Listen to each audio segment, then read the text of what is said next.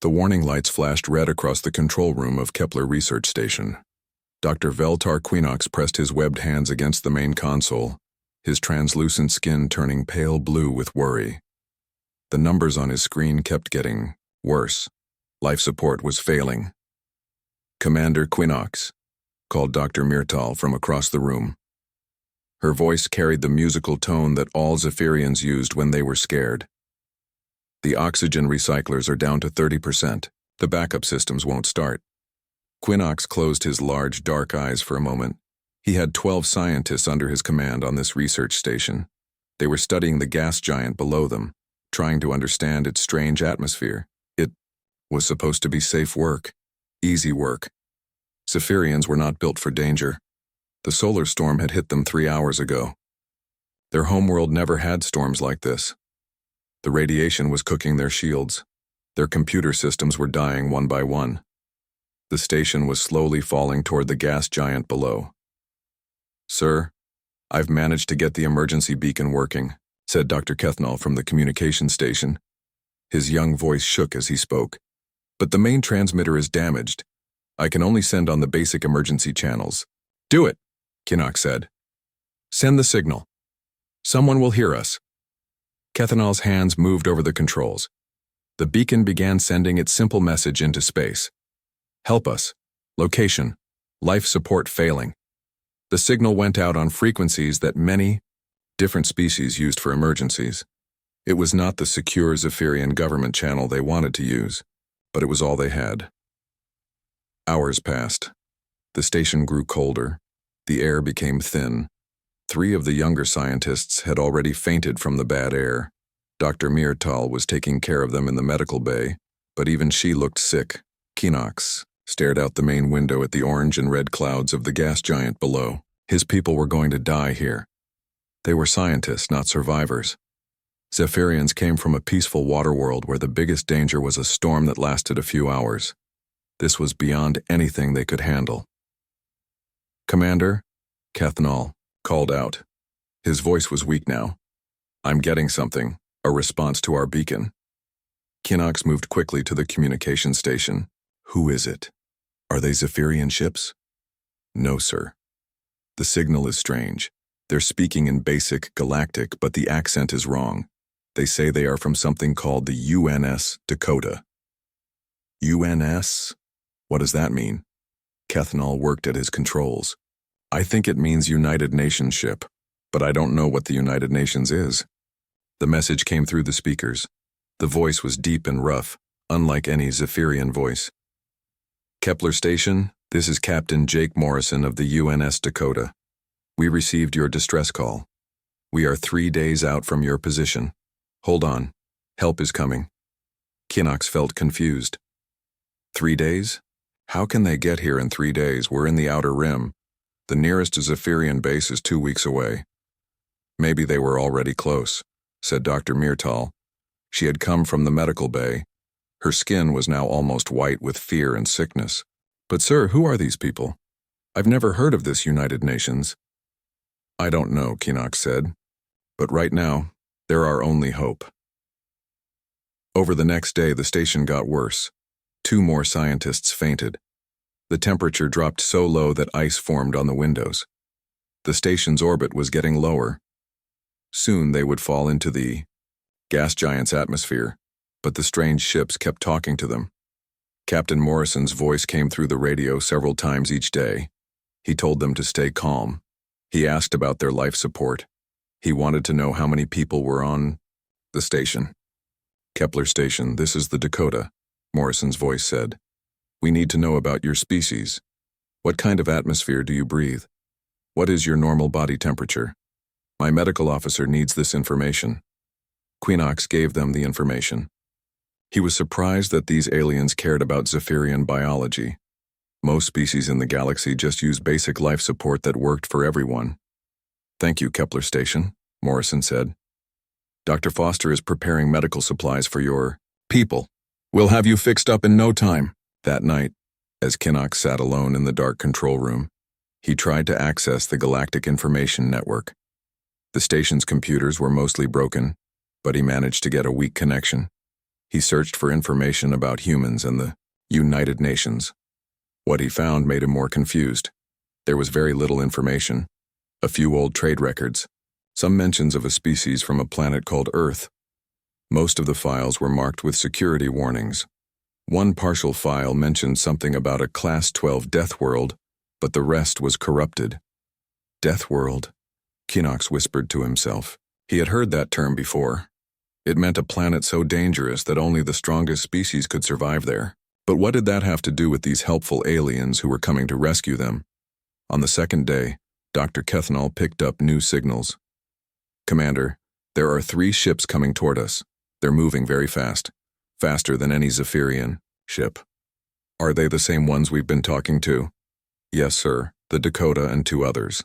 The Phoenix in the harbor. Kinox looked at the readings. The ships were indeed moving at incredible speed. They would arrive in less than a day. How was that possible? What kind of technology did these humans have? Kepler Station, this is Captain Morrison, the radio said. We can see you on our scanners. Your orbit is getting bad. We're going to have to work fast. Are your people ready for evacuation? Evacuation? Kinox said into the microphone. Captain Morrison, we are grateful for your help, but how can you evacuate us? The radiation levels around our station would kill most species. There was a pause. Then Morrison's voice came back and Kinox could hear something that sounded like laughter. Don't worry about the radiation, Commander. We'll handle it. Just keep your people together and wait for us. Kinox looked at Dr. Myrtal. She looked back at him with her large, frightened eyes.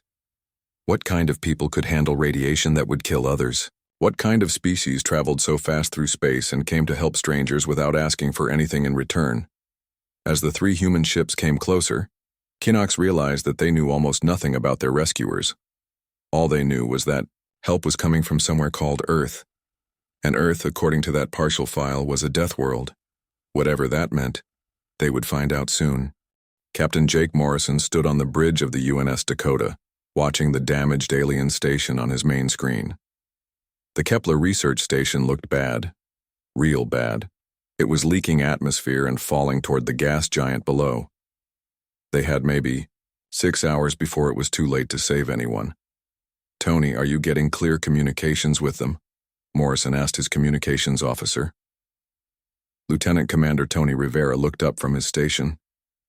Yes, sir. Their language is pretty easy once you get the hang of it. Lots of musical tones. I've been studying the basic grammar patterns. Morrison nodded. Rivera was good with languages. The man could pick up alien speech patterns faster than anyone Morrison had ever seen. It was a useful skill when you spent your time in deep space never knowing what you might run into. Sir, called out Tactical Officer Lisa Park from her station. I'm reading 12 life forms on that station. Their life support is down to critical levels. Temperature is dropping fast. How fast can we get there, Pete? Morrison asked. His chief engineer, Pete Collins, checked his readings. We're pushing the engines pretty hard already, Captain, but I can give you another 10% if you need it. Do it, and get the evacuation pods ready. We might need to pull them off that station in a hurry. The 3 human ships moved through space toward the failing station. The Dakota was the main cruiser, built for long patrol missions in deep space. The Phoenix was smaller but faster, designed for escort duty. The harbor was the supply ship carrying everything they might need for extended operations. Morrison had been patrolling this sector for 8 months. It was quiet out here, far from the main trade routes. They mostly checked on automated stations and helped with minor problems. This was the first real emergency they had faced. Captain, Rivera said, I'm getting another transmission from the station. The commander wants to talk to you directly. Put him through. The alien voice came through the speakers. It was musical and soft, like water flowing over rocks. Captain Morrison, this is Commander Kinox. We are very grateful that you came to help us. But I must ask, how did you learn our language so quickly? Morrison looked at Rivera, who shrugged. Tell him we study local languages as part of our patrol duties. Standard procedure. Rivera translated this into the alien language. After a moment, Kinox replied. Rivera translated back. He says that's very thorough of us. He's surprised that we prepare for so many different species. It just makes sense, Morrison said. You never know who you might meet out here. Ask him about his people's medical needs. Amy needs to know what she's dealing with. Dr. Amy Foster was the ship's medical officer. She was already preparing the medical bay for alien patients.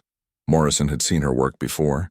She was good at adapting human medical equipment for other species.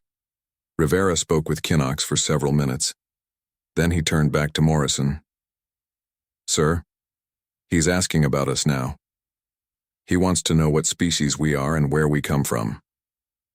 Tell him we're human, from Earth, Rivera translated. There was a long pause before Quinnox replied. When he did, his voice sounded different, worried. What did he say? Morrison asked. He asked what classification Earth has, sir. I told him it's a Class 12 Deathworld. He went quiet after that. Morrison frowned. A Deathworld? I guess that's technically correct, but why would that matter? I don't know, sir. But he sounds scared now. On the alien station, Commander Quinnox was indeed scared. After ending the communication, he had searched the station's damaged computer for any information about Deathworlds. What he found made his skin turn pale. Class 12 was the highest classification for dangerous planets. It meant a world where the environment itself was actively trying to kill anything that lived there. Only the strongest, most adaptable species could survive on such planets. And these humans came from one of those worlds. Dr. Myrtal, Quinnox called. Come look at this. Dr. Myrtal moved slowly to his station. She was getting weaker as the air got worse. What is it, Commander? These humans who are coming to save us? They're from a death world. Do you know what that means? Myrtal's large eyes grew even larger. It means they're predators, natural-born killers. Commander, maybe we should try to contact a Zephyrian ship instead. With what? Quinnox pointed at the dying control panels around them. Our main transmitter is broken. These humans are our only hope. Meanwhile, on the Dakota, Morrison was talking with his senior staff. They were gathered in the briefing room, planning the rescue operation. The station is in bad shape, Pete Collins reported. Their power core is failing, their life support is almost gone, and their orbit is decaying fast. How long do we have, Gay? Morrison asked. Maybe 4 hours before they hit the atmosphere of the gas giant. Dr. Foster spoke up. I've been studying the biological data they sent us. These Zephyrians are aquatic. They need high humidity and specific atmospheric pressure. Their skin is very thin. They'll die quickly if exposed to vacuum or radiation. What about the radiation levels around the station? Asked Lisa Park. Pretty bad, Collins said. The solar storm fried their shields. There's enough radiation there to make most species very sick. Morrison nodded. So we go in fast, get them out, and get clear. Simple rescue operation. Sir, Rivera said, I've been monitoring their communications. They seem very nervous about us. I think they're scared. Scared? Why would they be scared? We're here to help them. I'm not sure, Captain, but every time I mention that we're human, they get quiet. Morrison thought about this. Maybe they've had bad experiences with other species. Just keep reassuring them that we're here to help. Back on the station, Dr. Kethnal was monitoring the approaching human ships. Commander, they're moving into position around us. 3 ships. They're bigger than I expected. Quinnox looked at the scanner readings. The human ships were indeed large. Military vessels. The kind of ships that species used for war, not rescue operations. Why would they send warships to rescue us? Maybe warships are all they have, Myrtal suggested weakly. Or maybe, Quinnox said quietly, they always travel ready for a fight. The lead human ship, the Dakota, moved closer to the station. Quinnox could see it clearly now through the window. It was dark gray and angular, covered with weapon systems and armor plating. It looked like a ship built for battle. Kepler Station, this is Captain Morrison, the radio said. We're in position. We're going to send over a boarding team to help. With repairs and evacuation. Don't be alarmed when you see our people. We know we look different from you. Quinnox wondered what Morrison meant by that. How different could they be?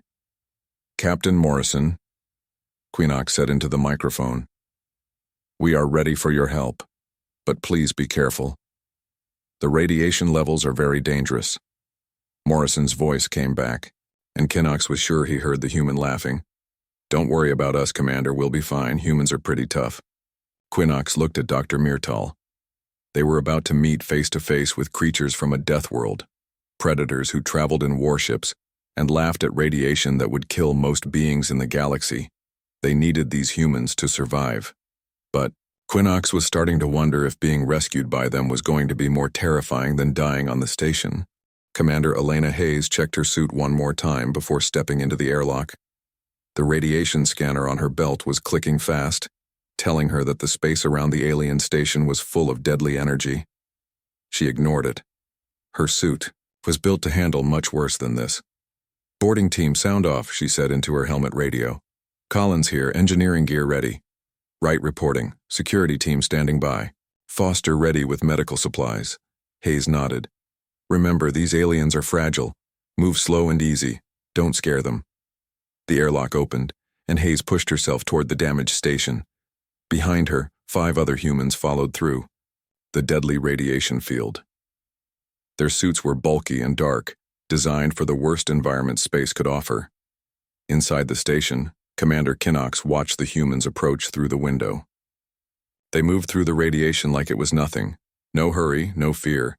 Just steady professional movement toward the station. Dr. Myrtal, Queenox whispered. Are you seeing this? They're not even trying to avoid the radiation. Myrtal was too weak to stand. She lay on the floor near the medical station, breathing the thin air in short gasps. Maybe their suits are very good, she said. No suit is that good, Queenox replied. Look at their readings on the scanner. They should be dead already. The first human reached the station's airlock. Queenox heard heavy footsteps as the boarding team entered. The sound was different from Zephyrian movement, heavier, more solid. Hello in there, came a voice through the station's speakers. It was a woman's voice, calm and professional. This is Commander Hayes. We're here to help. Where's your station, Commander? I'm here, Queenox called out. I'm Commander Queenox. We're in the main control room. On our way, Commander. Queenox heard the humans moving through the station corridors. Their footsteps were loud on the metal floors. He realized he was shaking, and not just from the cold. The control room door opened and the first human stepped inside. Queenox had never seen anything like her. She was tall and broad, covered in a dark environmental suit that made her look like some kind of machine. Her helmet was clear, and Queenox could see her face inside.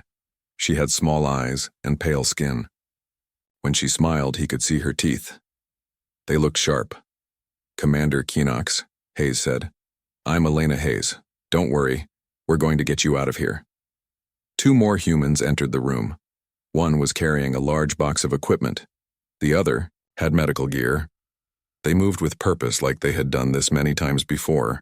Pete, check the life support, Hayes said. Amy, take a look at the injured. Kevin, secure the area. The human called Pete went straight to the main control panel.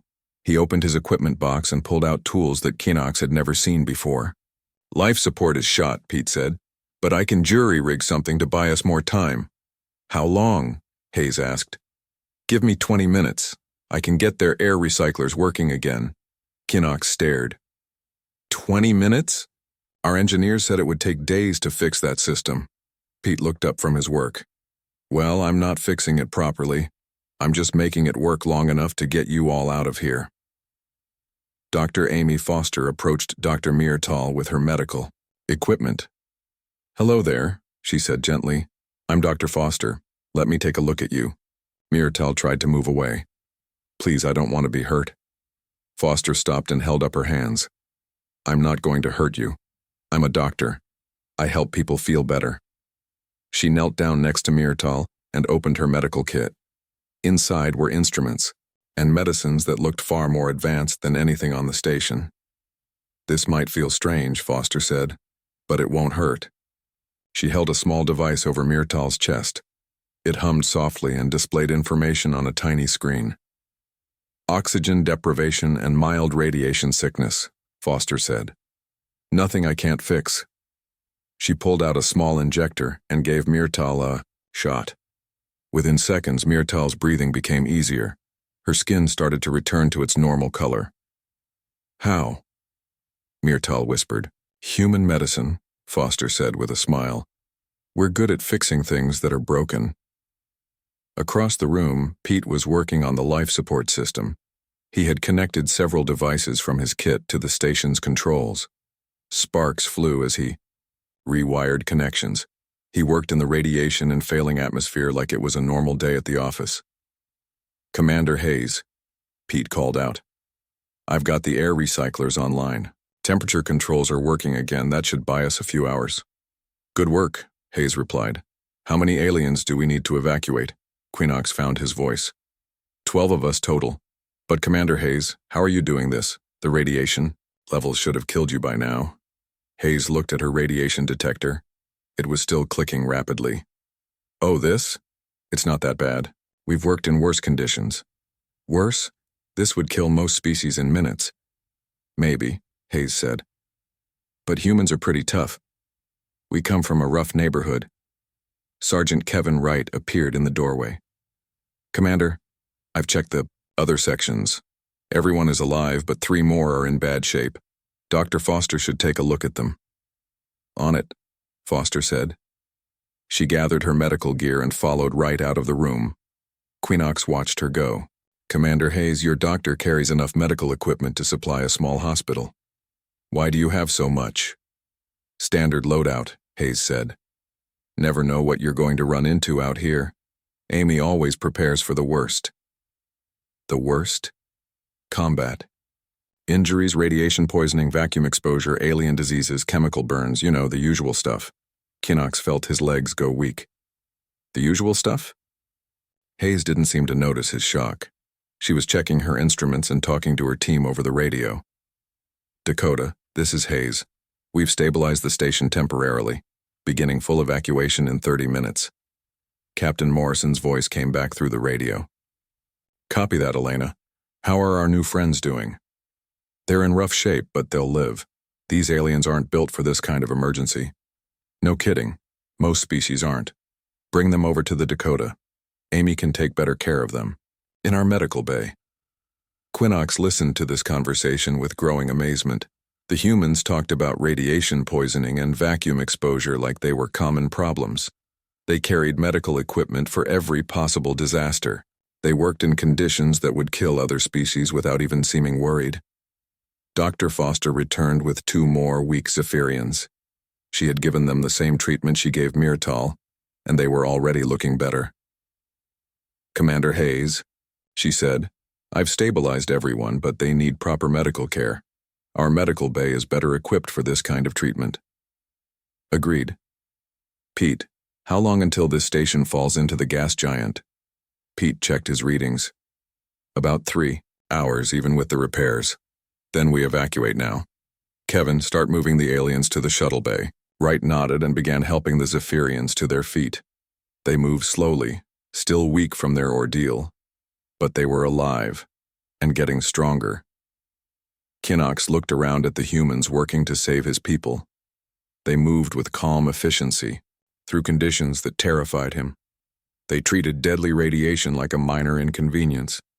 They carried enough medical supplies to handle any disaster, and they had come here to help complete strangers, asking for nothing in return. Commander Hayes, Quinox said quietly. Why are you doing this? We're not your people. We can't offer you anything valuable. Hayes stopped working and looked at him. Her expression was puzzled. You sent a distress call. People were in danger. Why wouldn't we help? The simple answer left Quinox speechless. These terrifying creatures from a death world had traveled across space to save his people, because it was the right thing to do. As the humans began leading the Zephyrians toward safety, Quinox realized that everything he thought he knew about predator species was wrong. Dr. Quinox lay on a bed in the human medical bay, staring at the ceiling. The room was huge, much larger than the entire medical section of his research station. Equipment lined the walls, machines that hummed quietly and displayed information on glowing screens. He had never seen medical technology this advanced. Dr. Amy Foster was treating the last of the injured Zephyrians at the next bed. She worked with calm efficiency, using instruments that seemed to heal injuries just by touching them. The Zephyrian she was helping had been nearly dead when they brought him aboard. Now he was sitting up and talking. "How do you feel?" Foster asked the patient. "Much better, Dr. Foster. The pain is gone. But how is this possible? I had radiation sickness and internal bleeding." Foster smiled as she put away her tools. "Human medicine is pretty good at fixing damage. We've had a lot of practice." Kinnox watched this exchange with fascination and growing fear. "Dr. Foster, may I ask you something?" "Of course, Commander." "You said you've had a lot of practice. Practice with what?" Foster sat down on a chair next to his bed. "Well, humans get hurt a lot. We're always getting into dangerous situations, so we got very good at medical treatment." "What kind of dangerous situations?" "Wars, mostly. Exploration of hostile planets, industrial accidents, natural disasters. You know, normal human activities." Quinnox felt his skin turn pale. "Wars? You fight wars regularly?" "Not all the time," Foster said. "But humans have been fighting each other for thousands of years. It taught us a lot about treating injuries, gunshot wounds, explosions, chemical burns, radiation exposure. We learned how to fix almost anything." She pointed to one of the machines on the wall. "That device there can replace damaged organs in about an hour. This scanner can find problems inside your body that you don't even know you have. And these medicines can cure diseases that would kill most species. Why do you need such advanced medical technology?" Foster looked confused by the question. "Because humans are always getting hurt. We live on a dangerous planet. We explore dangerous places. We do dangerous jobs. If we didn't have good medicine, we'd all be dead." Quinnox tried to process this information. These humans thought constant danger was normal. They expected to get hurt so often that they had built an entire medical system around treating terrible injuries. Across the room, Lieutenant Commander Tony Rivera was talking with Dr. Myrtal. She was much stronger now after Foster's treatment, and she was asking Rivera questions about human history. "Tony, Dr. Foster mentioned that humans fight wars. Are you at war with someone now?" Rivera shook his head. "No, we're at peace right now. Haven't had a major war in about 15 years. 15 years? How often do humans fight wars?" "Hard to say. Seems like every generation or so some group of humans decides to fight another group. Sometimes it's over resources, sometimes it's over ideas. Sometimes people just don't like each other." Dr. Myrtal's eyes grew wide. "And you survive these wars?" "Most of us do. Humans are hard to kill. And we're good at killing things that try to hurt us." Rivera said this casually, like he was talking about the weather. But Myrtal felt a chill run through her body. These creatures were not just tough. They were born killers who fought each other for fun. "But Tony," she said carefully, "if humans fight so much, why did you come to save us? We're not your people." Rivera looked surprised by the question. "Because you needed help. That's what you do when someone is in trouble. You help them. Even if they're strangers? Especially if they're strangers. Anyone can help their friends. It takes character to help people you don't know." Meanwhile, in his private quarters, Commander Quinnox was using the human ship's computer system to research humanity. The Dakota's database was incredible. It contained information about thousands of species, hundreds of planets, and decades of exploration data. But when he searched for information about humans and Earth, what he found made his hands shake. Earth was classified as a Class 12 death world, the most dangerous category possible. The planet's surface was covered with predators, diseases, natural disasters, and toxic environments. The gravity was higher than most species could survive. The atmosphere was rich with oxygen, a highly reactive gas that most aliens found poisonous. Humans had evolved on this nightmare world. They were the apex predator of the deadliest planet in known space. Kinnox read more. Human history was a long story of violence, exploration, and survival. They had fought wars with weapons that could destroy entire cities. They had explored every dangerous environment on their planet, from the bottom of poisonous oceans to the tops of frozen mountains. They had built machines that could travel faster than light and weapons that could crack planets. And yet this same species had traveled across space to save 12 strangers who could offer them nothing in return. The more Kinnox read, the more confused he became.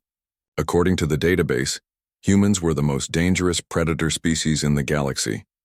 They had never been successfully invaded. No one had ever conquered Earth.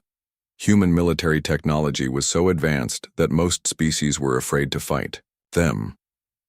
But these same terrifying creatures had risked their lives to save Zephyrian scientists. They had worked in deadly radiation without complaint. They had shared their advanced medicine freely. They had asked for nothing in return. Dr. Foster appeared in the doorway of his quarters. "Commander Kinnox, you missed dinner. Are you feeling okay?" Quinnox looked up from the computer screen. "Dr. Foster, I've been reading about your people, about Earth." Foster's expression became cautious. "What did you learn?" "Earth is a death world. Humans are predators. Your people have fought wars for thousands of years. You come from the most dangerous planet in known space." Foster nodded slowly. "That's all true." "Then why did you save us? We're weak. We can't fight. We have nothing to offer you.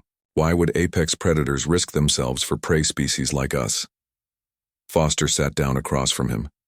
Her face was serious now. "Commander, I think you misunderstand something about humans." "What do I misunderstand?" "Yes, Earth is dangerous. Yes, humans are tough. Yes, we fight wars and survive in terrible places, but that's not all we are." She paused, choosing her words carefully. "Humans are social creatures. We survive by working together, by helping each other. The same instincts that make us dangerous also make us protective." "Protective?" "We protect our families. We protect our friends. We protect innocent people who can't protect themselves. It's built into who we are." Kinnox stared at her. "You came to save us because your instincts told you to protect us?" "Something like that. When we heard your distress call, every human on this ship knew we had to help. It wasn't a choice, it was just what humans do." Foster stood up to leave. "Commander, you're safe here. You and your people. No one on this ship will hurt you. We're not your enemies, we're your protectors." After she left, Kinnox sat alone in the dark, thinking about what she had said. The galaxy's most dangerous predators had evolved to be protectors. The same traits that made them terrifying in battle made them reliable in crisis. Outside his window, the gas giant slowly turned below them. Somewhere in its atmosphere, the wreckage of his research station was burning up. Without the humans, he and his people would have died there. But they hadn't died. They had been saved by creatures who could survive anything, fight anyone, and go anywhere. Creatures who used their terrible power to help strangers. Quinnox realized that everything the galaxy believed about predator species was wrong. The most dangerous beings in space were also the most trustworthy, and that thought was somehow more frightening than anything else he had learned. Captain Jake Morrison found Commander Kinnox sitting alone in the observation lounge, staring out at the stars. The Zephyrian had been quiet for the past 2 days, ever since his people had been brought aboard the Dakota. Morrison had seen this reaction before when aliens learned too much about humanity too quickly. "Mind if I sit down, Commander?" Morrison asked. Quinnox looked up. His large eyes were sad and confused. "Of course, Captain Morrison. Please." Morrison sat in the chair across from him. The observation lounge was peaceful, with large windows showing the empty space around them. They were heading toward the nearest Zephyrian colony, 3 days away at safe travel speed. "You've been doing research about my people?" Morrison said. It wasn't a question. "Yes," Quinnox admitted. "I wanted to understand who saved us. What I found scared me." "What scared you?" Quinnox was quiet for a long moment. "Captain Morrison, your people are the most dangerous beings in the galaxy. You fight wars that would destroy entire civilizations. You survive on a planet that would Kill most species in hours. You carry weapons that could crack moons. Morrison nodded. That's all true. Then why? Kinnox's voice was small and confused. Why did you save us? We're nothing to you. We're weak. We can't fight. We have no resources. You need. Why would apex predators risk themselves for prey like us? Morrison looked out at the stars while he thought about his answer. This was always the hard part. Explaining humanity to species who saw the galaxy in terms of predators and prey. Commander, can I tell you about my home? Your home? Earth, the death world you've been reading about. Quinox nodded. Earth is dangerous, yes? Everything there is trying to kill you. The weather can freeze you or burn you. The ground shakes and cracks. The oceans are full of creatures with teeth like knives. Diseases that can kill you in days. Morrison paused. But you know what the most dangerous thing on Earth is? Humans. Other humans. For most of our history, the biggest threat to any human was another human. We fought each other constantly. Over food, over land, over ideas, over nothing at all. Quinox looked confused. Then how did you survive? We learned to work together. The humans who survived weren't the strongest or the smartest. They were the ones who could cooperate, who could trust each other, who would risk their lives to protect their group. Morrison turned to face Quinox directly. A human alone dies quickly on Earth. But humans together can survive anything. We learned that protecting each other was the only way to live. But we're not human. We're not part of your group. Morrison smiled. That's where you're wrong, Commander. See, humans started by protecting their families, then their tribes, then their cities, then their nations. Each time the group got bigger. I don't understand. Now we protect our species. And after we met other aliens, we started protecting them too. Because that's what humans do. We protect things that need protecting. Kinnox stared at him. You mean we became part of your group just by being in danger? Something like that. When we heard your distress call, every human on this ship knew we had to help. Not because we expected something in return. Because leaving people to die when you can save them goes against everything we are. Morrison stood up and walked to the window. Commander, humans are dangerous. We won't lie about that. We can fight wars that would terrify most species. We can survive in places that would kill others. We carry weapons because the galaxy is a dangerous place. He turned back to Kinnox. But we use that danger to protect people who can't protect themselves. We're not your enemies, we're your guardians. Guardians? Every human ship that patrols deep space carries medical supplies for a dozen different species. We study alien languages so we can help in emergencies. We train for rescue operations in every kind of hostile environment. Morrison sat back down. Do you know why we do this? Quinox shook his head. Because someone has to. The galaxy is full of peaceful species like yours. Scientists and artists, and philosophers, people who make the universe a better place. But peaceful people can't protect themselves when things go wrong. So you protect them. So we protect them. It's what we're good at. It's what we're built for. Kinnox was quiet for a long time. Finally, he spoke. Captain Morrison, I need to ask you something important. Go ahead. If another species attacked, would humans fight for us? Morrison's expression became serious. Are you being threatened by someone? No. I'm just trying to understand.